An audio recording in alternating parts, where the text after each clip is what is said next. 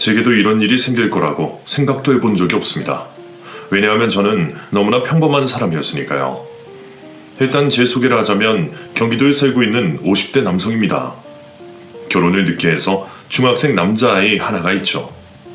사춘기에 여러 아이들과 크게 다르지 않다고 생각했지만 확실히 저와는 많이 성격이 달랐어요. 원하는 거라면 뭐든 해달라고 때를 쓰기도 하고 그게 통하지 않으면 물건을 던지는 등의 행동도 했죠. 그런데요, 저는 이게 그렇게 큰 고민이라고 생각하진 않았습니다.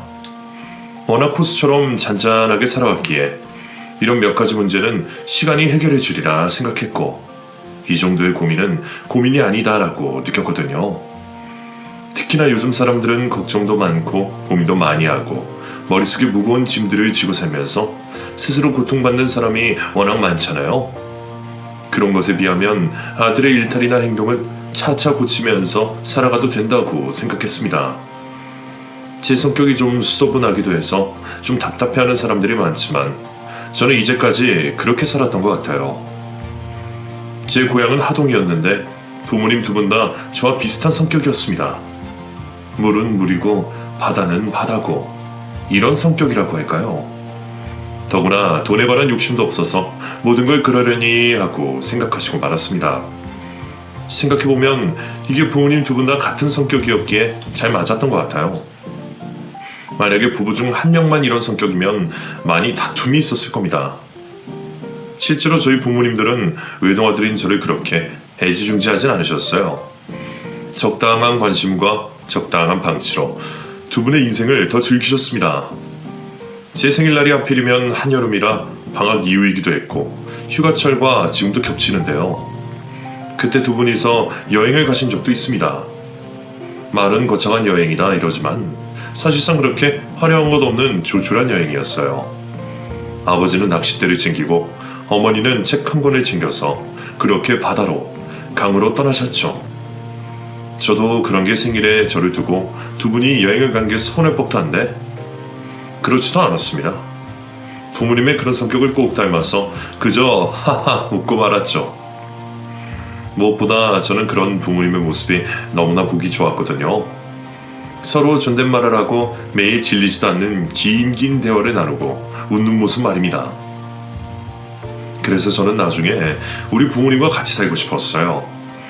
제 꿈은 저희 부모님이었죠. 그래서 저는 그런 부모님을 존경하면서 그렇게 컸습니다. 자식에게 강요하지 않아도 서로 존중하는 모습으로 방법을 가르쳤고 오냐오냐 하지 않았어도 상대를 배려하는 법을 익히도록 했던 거죠. 그래서 너무나 평범하게 자랐어요.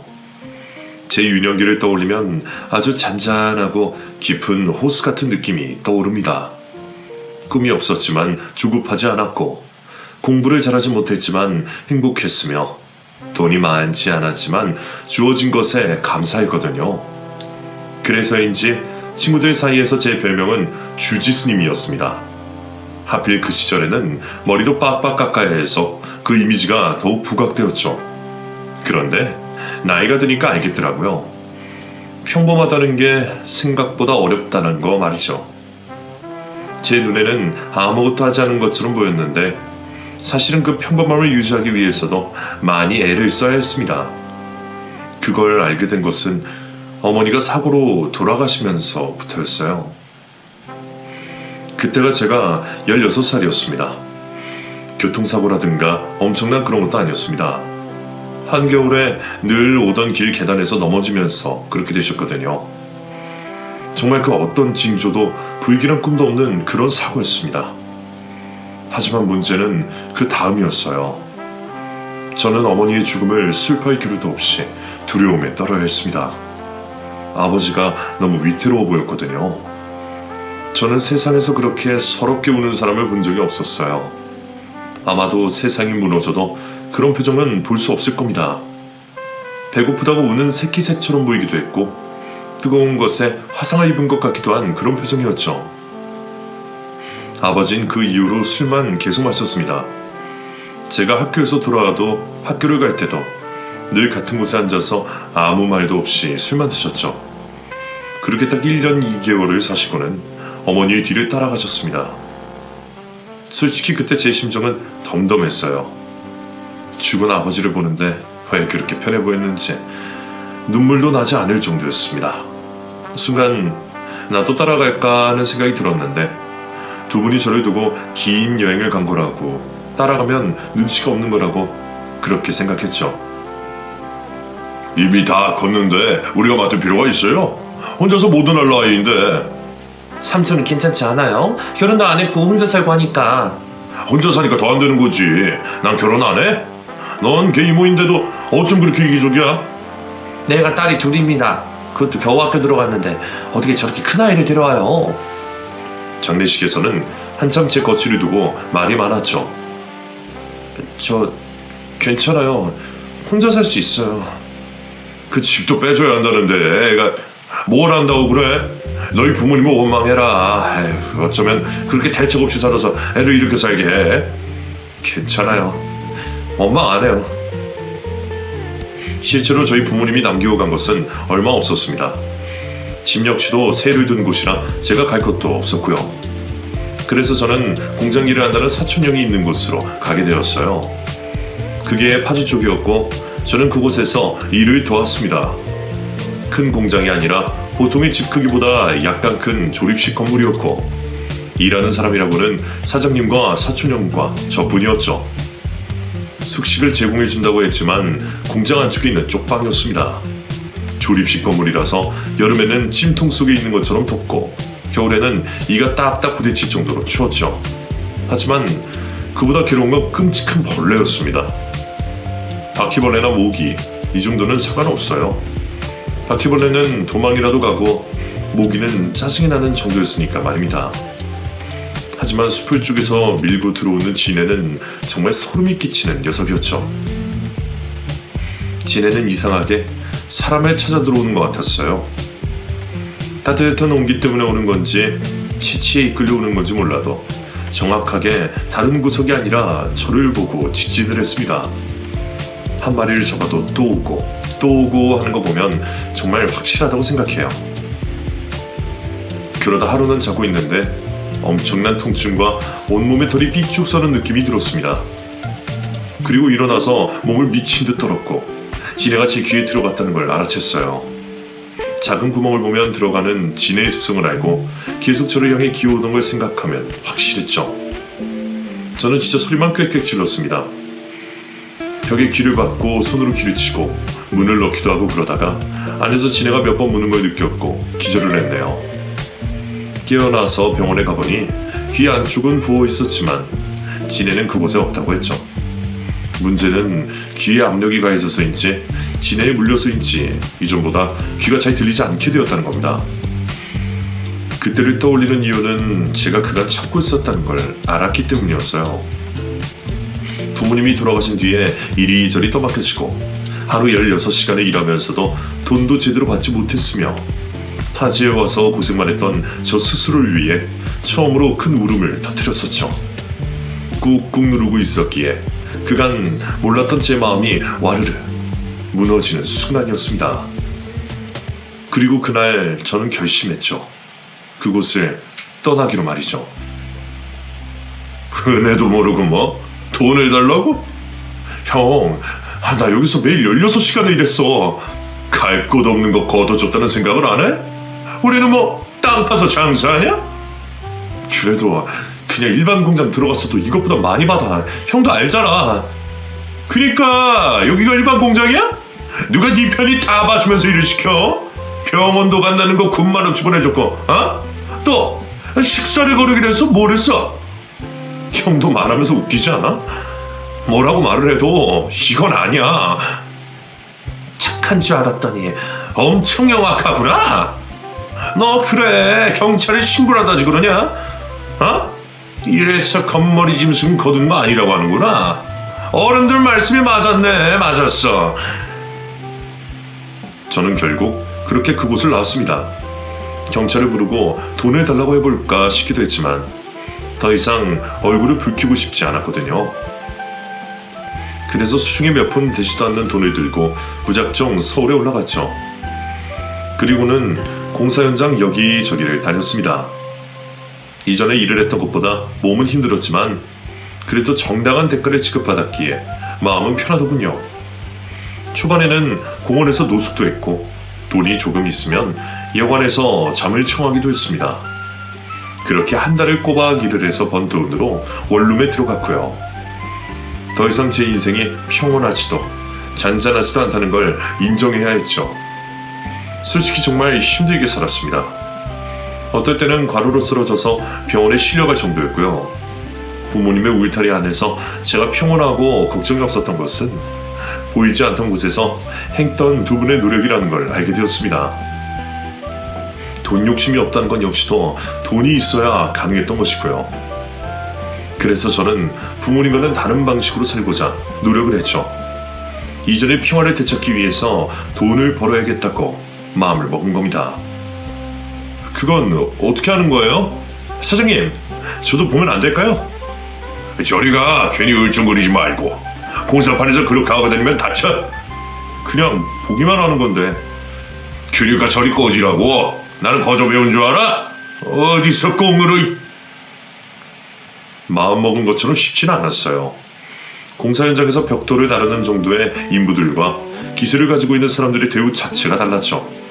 그래서 어깨 너머로라도 배우려고 했지만 호락호락하지 않았습니다. 더구나 성격 자체가 거친 분들이 당시 공사판에 많았기 때문에 저처럼 유약하고 조용한 사람들은 섞여들기도 힘들었죠. 무엇보다 저는 술을 먹는 것도 하지 않았거든요. 그래도 정말 열심히 쫓아다녔고 늘 부지런하게 일을 했습니다. 그럼에도 한 곳에서 계속 일을 할 수 있는 것도 아니고 수시로 작업장이 바뀌기 때문에 그걸 알아주는 사람은 없었죠. 그러다가 만난 게 팀장님이었습니다. 기술자와 작업자를 섞어서 팀으로 데리고 다니시는 분의 눈에 제가 띈 거였어요. 숙식도 제공이 되는 사택이 따로 있었고 그곳에서 팀 단위로 움직이는 거였죠. 그렇게 그곳에 막내로 들어가게 되면서 저는 하나 둘 기술도 익힐 수 있었습니다. 넌 나이도 어리니까 특수용접 이런 거 배워보면 어때? 돈이 좀 된다더라고. 꼭 특수육점이 아니라고 해도 조선소나 그런 것도 들어가기 쉬워질 테고 무슨 바다에도 들어가고 그래서 위험하긴 해도 먹고 살 걱정이 없다고 하더라. 용접이요? 저도 어깨 너머로 몇 번 보고한 적도 있긴 한데. 아이, 그 정도가 아니야. 그거는 차원이 다르지. 공사판 용접 말고. 생각은 해보겠습니다, 팀장님. 그래, 네가 뭐든 열심히 하니까.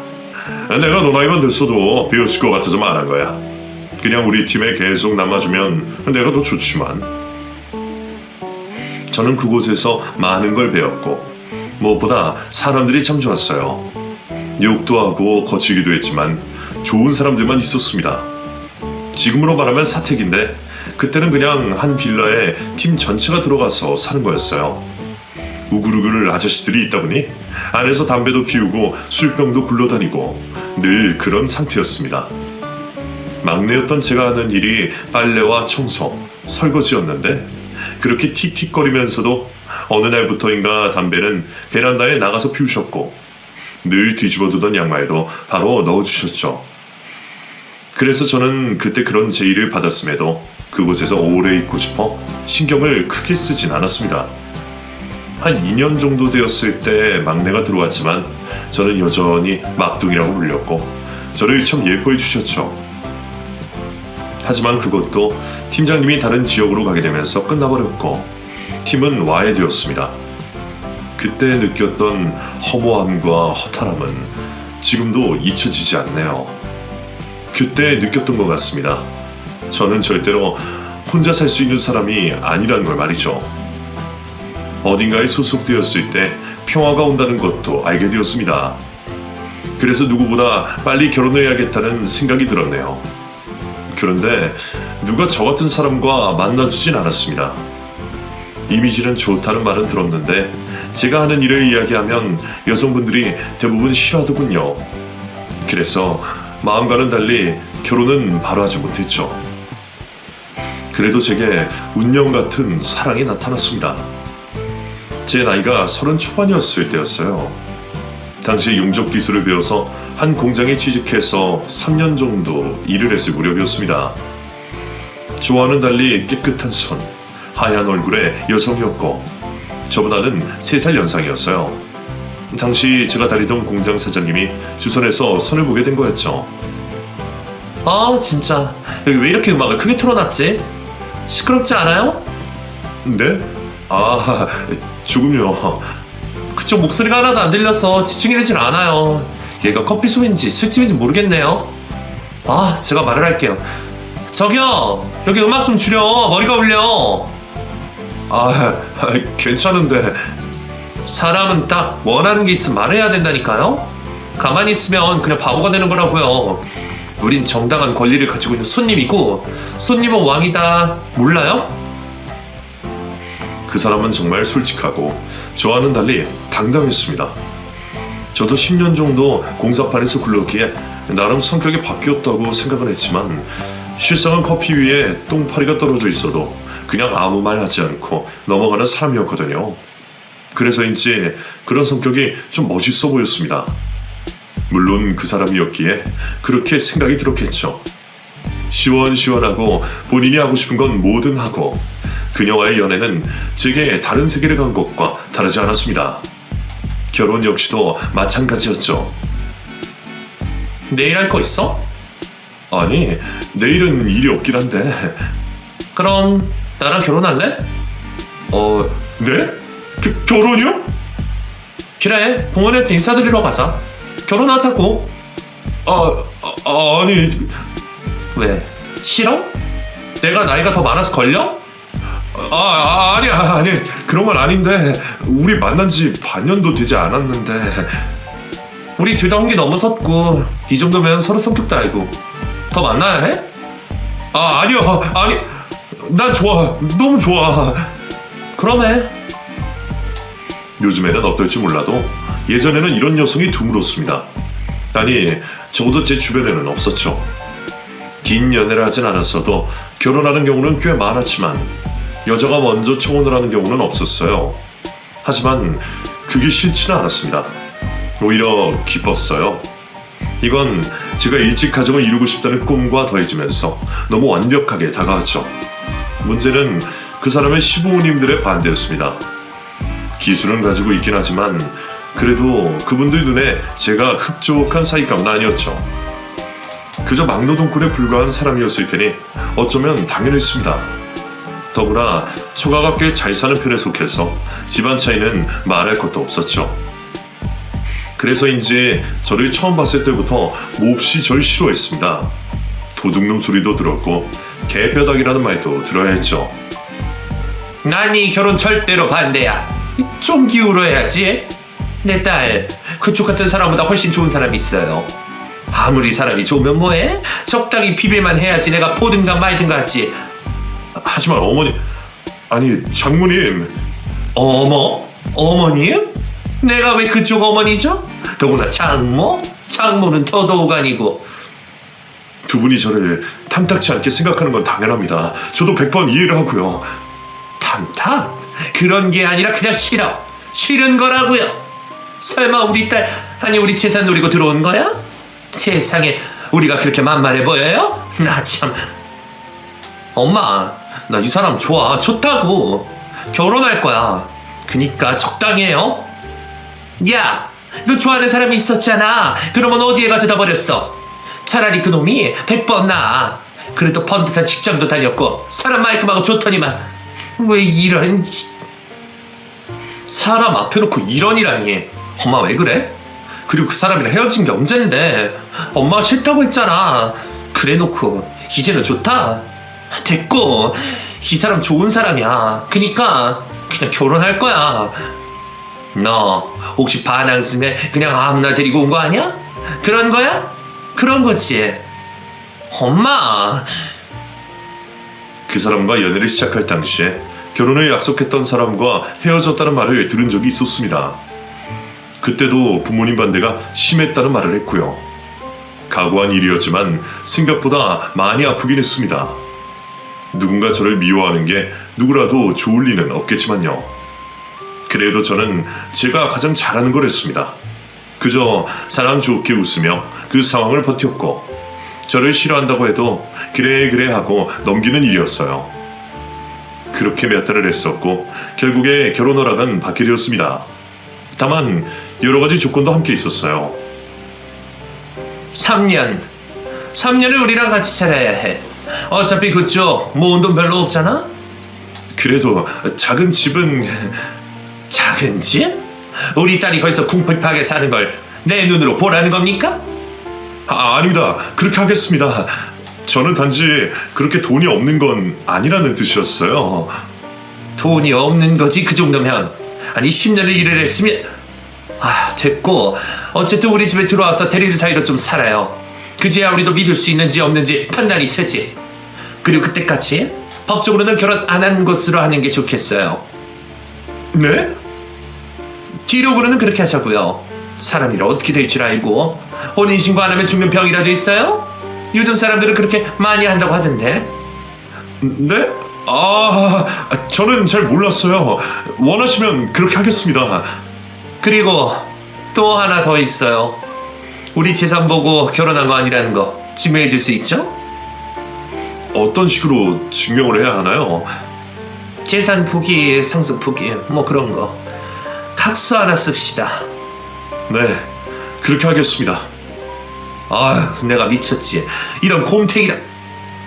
일단 알았어요. 다른 사람들은 이런저런 답답하게 생각하실지도 모르겠지만 저는 괜찮았습니다. 그래도 허락을 받았다는 게 중요했고 앞으로 더 잘하면 분명 오해도 풀릴 거라는 희망도 있었죠. 그 뒤에 결혼식을 열었고 저를 위해서 옛날에 일했던 동료들이 많이 참석을 해줬어요. 장인 장모님은 공사 현장에 온 것 같다면서 질색을 하셨지만 하루하루가 돈인 사람들이 저를 위해 왔다는 것 자체가 감사했죠. 오랜만에 팀장님과도 재회를 해서 저는 더할 나위 없이 좋았네요. 그런데 팀장님이 제가 대리일 사이로 들어간다는 걸 알고는 조언을 하셨습니다. 너야 다 좋다는 성격이지만 사람 좋은 것도 적당히 좋아야 해. 알아? 조금 힘들게 하겠지만 저는 또 가족이 생긴 것 같아서 좋았어요. 너 착한 사람들이 왜 괴로운 줄 알아? 착한 사람 주변에는 착한 사람이 없어. 다들 이용해 먹으려는 인간들 뿐이지. 그래도 팀장님이랑 팀원들은 다 좋았잖아요. 좋기는 개뿔.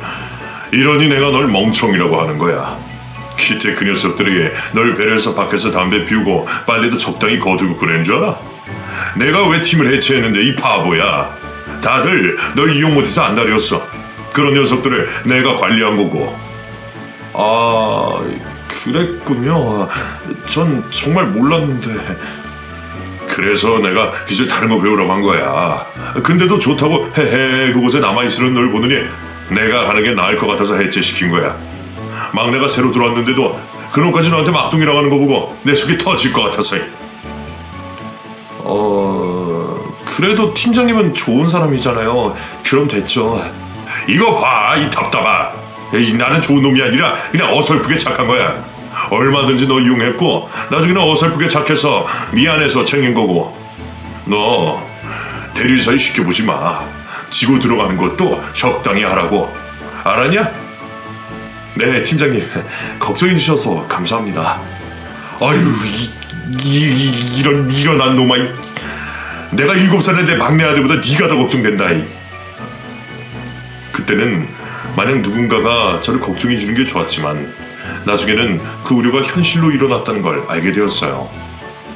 퇴근길에 사온 간식거리를 버린 일도 있었고 제가 앉아있던 소파를 버린 적도 있었습니다. 손도 깨끗하게 씻고 목욕까지 하고 집에 들어가도 늘 제게서 냄새가 난다면서 뭐라고 하셨어요. 간식이나 소파를 버린 것도 제가 더럽다는 이유였죠. 제가 지나다닌 길을 늘 신경질적으로 치우시기도 했고 집에 모래가 많아진 것 같다면서 제게 청소를 시키곤 하셨습니다. 그러다가 어느 날부터 제가 집안의 청소와 빨래를 하게 되었고요. 아내는 처음에는 저와 장모님 사이를 중지하려고 했지만 어느 날부터 전혀 신경 쓰지 않았습니다. 나 오늘도 늦어. 그러니까 적당히 하고 얼른 자. 나 기다리지 말고. 어제도 안 들어왔는데 회사 일이 많이 바빠? 당신은 회사를 다니는 게 아니니까 모르지. 난 다르거든? 야근도 할 수 있고 늦으면 회사에서 있기도 하고 그래. 그러니까 기다린다 뭐한다 그러지 말고 잘하고. 아니, 내가 좋아서 기다리는 거니까. 내가 싫다고. 신경 쓰여서 일이 잘 되질 않잖아. 너 조차보다 불편하게 하는 거야? 솔직히 좀 지쳤고 3년 내내 그렇게 살 걸 생각하니 막막하기도 했어요. 그런데 저에게 더 없는 행운이 찾아왔고 바로 저희 아이가 생긴 거였습니다. 아내는 임신했다는 걸 알릴 때 엄청 울었고 그다지 좋아하는 것 같아 보이진 않았어요. 아무래도 호르몬이 들쭉날쭉하다 보니 예민해진 것 같았죠. 그래서 저는 더욱 잘했습니다. 그랬더니 아내는 연애를 할 때처럼 제게 툴툴거리면서도 잘해줬고 장인 장모님도 이전과는 달리 저를 막대하진 않으셨죠. 그 의미는 저를 엄청 싫어하는 건 여전했지만 함부로 말을 하거나 무시하진 않는 정도였다는 겁니다. 그래도 그게 꽤 저에게는 힘이 되어 주었어요. 내가 잘하면 바뀔 수 있다는 희망이 생겼으니까 말입니다. 어쨌든 그렇게 아이를 낳고 돌보면서 저는 점차 안정을 되찾았어요.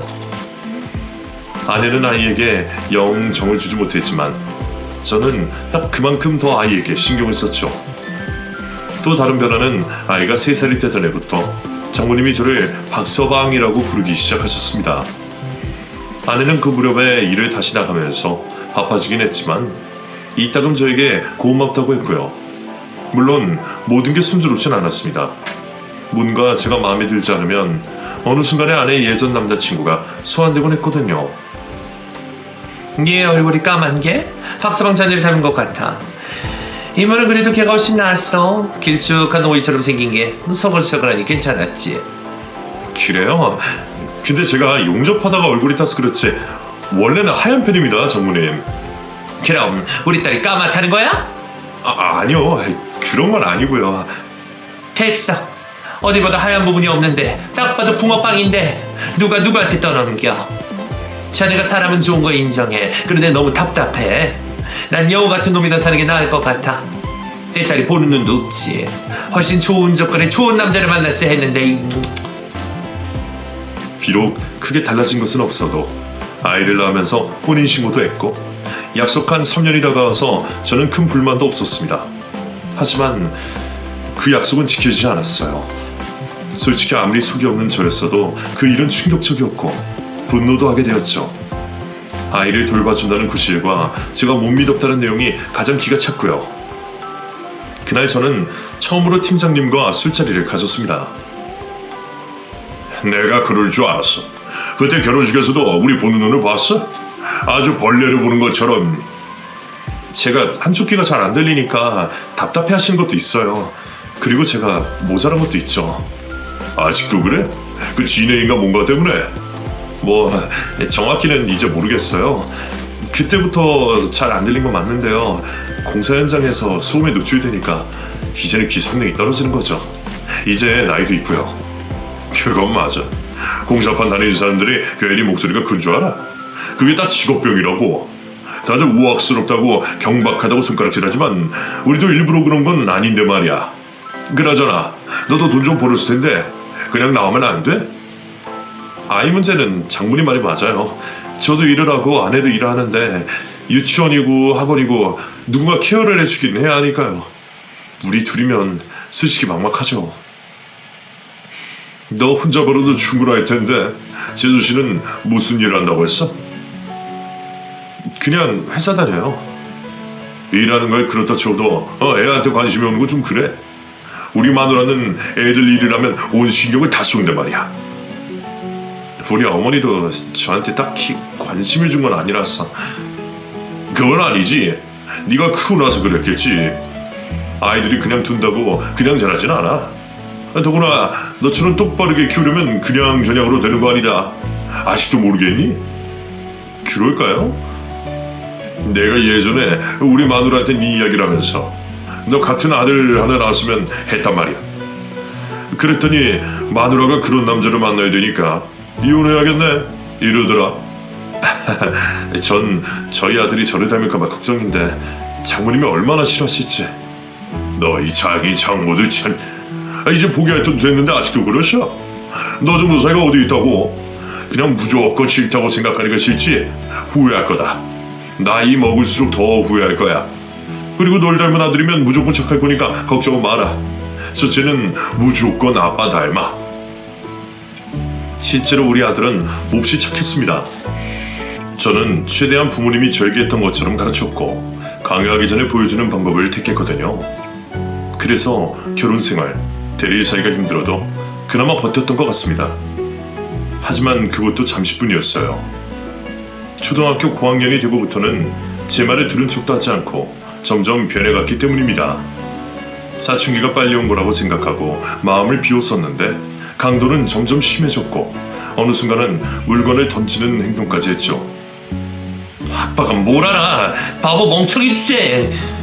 너 아빠한테 그런 말을 왜 해? 아빠 상처받아. 나중에 너도 후회할 거고. 그러니까 그런 말을 하는 건 네 상처가 된다는 말이야. 알겠니? 아빠는 할머니 할아버지한테도 이런 취급당하잖아. 엄마도 아빠 무시하고. 아빠 바보야? 아빠 속상해. 그런 말 하지 말자. 우리 주말에 어디 여행이라도 갈까? 됐어. 아빠 필요 없어. 아무리 제 뜻대로 크지 않는 게 자식이라지만 솔직히 많이 버거웠어요. 아들은 저뿐만 아니라 장인, 장모님, 그리고 아내에게도 막무가내로 굴었죠. 하지만 문제는 아내가 아들에게 전혀 관심이 없다는 것과 더불어 아들이 말한 것처럼 저를 무시한다는 거였습니다. 원래도 약간 신경질적인 편이긴 했지만 틈만 나면 이혼을 하자거나 욕을 하는 짓은 한 적이 없었는데 그렇게 하기 시작한 지 좀 되었죠. 한동안은 잠잠하던 장인, 장모님 역시도 정도가 심해지만 갔습니다. 저를 빼놓고 외식을 한다든지 저를 운전기사처럼 쓴다든지 하는 행동도 했죠. 어떨 때는 영원히 끝나지 않을 것 같은 두려움에 사로잡혔습니다. 가족이 되고 싶었던 저는 너무나 겉돌고 있었고 노력의 문제가 아니라 그냥 불가능한 게 아닐까 하는 생각이 들었죠. 그런데 그때쯤에 제게 희망이 보이기 시작했습니다. 이민을 가신다고요? 미국으로? 그래, 우리가 먼저 가 있고 나중에 딸을 좀 보내주고 그랬으면 좋겠어. 박사가? 자네 그 정도 능력은 되지 않나, 그렇지? 네, 갑작스럽긴 하지만 그렇죠. 우린 하루라도 빨리 가려고 하니까 일단 이 집 명의를 자네 앞으로 해놓을게. 네? 부부 공동명의도 아니고 제 이름으로요? 왜? 지혜상 포기 갔어 이런 것 때문에? 그 어째 효력도 없고 자네가 해준 게 있으니까 고마워서 그래. 왜? 싫어? 아니요, 너무 감사하죠. 대신 다달이 용돈이 넉넉히 보내. 집값이다 생각하고. 네, 알겠습니다. 정말이지 순식간에 모든 일이 진행되었습니다. 아내와 공동명의로 하려고 했지만 그마저도 안 된다고 자르고 제게 집 명의를 돌려주셨죠. 하지만 급하게 가려던 이민은 제 아들의 반대로 무산이 되고 말았어요. 원래는 장인어른, 장모님, 제 아들 이렇게 셋이 가려고 했었는데 저희 아들은 끝까지 한국을 고집했죠. 그래서 조금 늦어지긴 했지만 결국 두 분이서 미국으로 떠나셨습니다. 그간 너무 힘들고 서운한 부분도 많았지만 저를 그렇게 생각해 준 걸 하니 고마운 마음도 들었죠. 사실 얼마간은 너무나 행복했습니다. 아내도 일을 그만두고 집에서 아이를 돌보겠다고 했고 저는 팀장님의 소개로 특수 용접 일까지 시작하게 되었거든요. 모든 게 정상으로 원래의 자리로 돌아오는 것 같았습니다. 마치 저희 부모님처럼 결혼 생활이 시작된 기분이었죠. 그런데 한두 달쯤 지났을 때 어느 날부터 아들이 두려움을 호소하기 시작했습니다. 진짜야. 내가 어젯밤에 물소리 들었다니까? 그리고 변기 내리는 소리가 들렸다고. 갑자기 할아버지 할머니가 없으니까 네가 많이 힘들어서 그래. 아이씨 답답하네. 진짜라고. 나쁜 말은 하면 안 된다니까. 이런 일은 몇 번이나 있었고 저 역시도 집이 뭔가 이상하다는 게 느껴졌죠. 이를테면 쿵쿵 하는 소리가 그랬습니다. 제가 받은 그 집은 꽤 큰 곳이었어요. 하지만 오래전에 지은 목조 건물이기에 천장이 쥐가 살았죠. 그래서 아예 막아뒀는데 그것들이 기승을 부리더군요. 왜 공포영화를 보면 그런 거 있지 않습니까? 귀신이나 악마 이런 것들이 나타나기 전에 전조 증상 같은 거 말이죠. 마치 그것 같았습니다. 물건 위치가 바뀌거나 쥐가 많아지거나 이상한 소리가 들리는 거 말이죠. 그런데 그보다 더 걱정인 건 아내의 목류병 증상이었습니다. 자다가 일어나면 아내가 사라져 있고 거실이나 주방에 멀뚱히 서 있곤 했어요. 왜 그러냐고 하면 기억을 전혀 못하고 목류병인 것 같다고 했죠. 그래서 저는 더더욱 걱정이 되었습니다. 그래서 저는 팀장님을 불러서 공사를 하려고 했어요. 막아두었던 다락방 쪽을 새로 단장할 계획을 세운 거죠. 그런데 아내가 그 계획에 난리를 치더군요. 쥐가 나온다고? 그게 집에 들어오면 어쩔 거야. 절대 안 돼. 근데 그걸 방치한다고 나아진 게 아니야. 치과도 그렇잖아. 이게 치과랑 같아? 썩은이랑 같냐고. 썩은 이 치료한다고 세균이 밖으로 뛰어나? 어쨌든 절대로 안 돼. 안 된다고. 아내의 반대로 계획은 무산되었지만 저는 나름 아내를 위한 다락방을 만들어주고 싶었어요. 밖에서 늘 일만 하던 아내가 취미도 즐길 수 있는 그런 아내만의 장소를 꿈꿨죠. 저희 어머니가 다락방에 서재를 가지는 게 꿈이었기에 저 역시도 그런 로망이 있었거든요. 그래서 아내가 장을 보러 간 사이에 몰래 커다란 박스로 막혀있던 다락방으로 갔습니다. 딱 상태를 보고 치수만 재고 그렇게 나오자 하는 생각이었기에 아들에게 망을 보게 하고 팀장님과 빠르게 움직였죠. 그런데 의외로 문이 헐거워서 툭 하고 그냥 열리더군요. 그런데 그 안에서 낯선 남자의 목소리가 들렸습니다. 자기야, 먹을 거 가져왔어? 우리 한참 기다렸잖아. 저는 상황 파악이 되지 않은 상태로 그 남자와 눈이 마주쳤어요. 누군지도 모르겠고 팀장님은 도둑이라고 생각했는지 휴대폰으로 경찰에 신고를 하고 계셨죠. 그런데 더 놀라운 건 그 다락 안쪽에 장인 장모님이 계셨다는 겁니다. 뒤이어 경찰과 아내가 도착을 했고 저는 뒤늦게 상황을 들을 수 있었어요. 우리도 이렇게 하려고 한 게 아니야. 자네한테 이 집도 좋고, 그런데 우리가 사기를 당해서 돈을 날리는 바람에 이민 갔다가 다시 돌아온 건데, 그러니까 우리 잘못이 아니고. 자기야라고 불렀어요. 이 남자는 뭡니까? 그건 그냥 우리 직원인데 우리가 그렇게 말해. 자기야 하고. 자기가 그 자기만 있나? 이런저런 자기도 있지. 자기가 모두 자기면 오해사지. 시장에서도 자기야 하고 부르잖아.